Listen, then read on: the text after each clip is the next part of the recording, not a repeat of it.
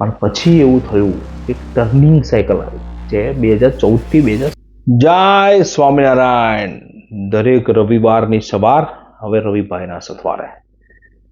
વિડીયોની શરૂઆત કરતા પહેલા આપનો પરિવાર આર્થિક રીતે સુખી, સ્વસ્થ અને સંપન્ન બની રહે એવી ભગવાન સ્વામિનારાયણ ચરણોમાં પ્રાર્થના. વિડીયો દર રવિવારે સાંભળો છો, ચેનલને પણ સબસ્ક્રાઇબ કરી જ નાખજો જોડે જોડે. સુંદર વિષય છે, business cycle of the stock market. Stock માર્કેટની બિઝનેસ સાયકલો આજ સુધી કેવી રહી અને એમાં તમે શું સારું કરી શકો, અને જો તમે જાતે ડિસિઝન ના લઈ શકો તો શું કરી શકાય, એના વિષય પરની વાત છે. અંત સુધી વિડીયો સાંભળજો. નવો રસ્તો, નવી રાહ. એનાલિસિસ કરવાની કોઈ જરૂર છે જ નહીં, રિસ્ક લેવાની પણ કોઈ જરૂર નથી. ફક્ત ભરોસો રાખજો. દરેક વ્યક્તિ એક જ ફિલ્ડમાં માસ્ટરી મેળવી શકે છે અને એક જ ફિલ્ડનો માસ્ટર બની શકે છે. આવું હું નહીં, આઇન્સ્ટાઈન કહેતા હતા કે જે 2000ની સદી જે ગઈ એનો સૌથી ઇન્ટેલિજન્ટ વ્યક્તિ હતો.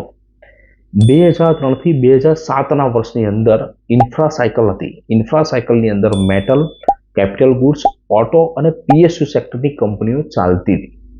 એની પછી એવો સમય આવ્યો કે ગ્લોબલ ક્રાઇસિસ ચાલુ થઈ ગયા 2008ની અંદર, કે જે અમેરિકાની અંદર સબપ્રાઇમ બન્યું, એની ઇફેક્ટો આખા વર્લ્ડની અંદર ફેલાઈ ગઈ. ત્યારે એફએમસીજી, ટેલિકોમ, પીએસયુ અને ફાર્મા કંપનીના શેરની બોલબાલા રહેતી હતી.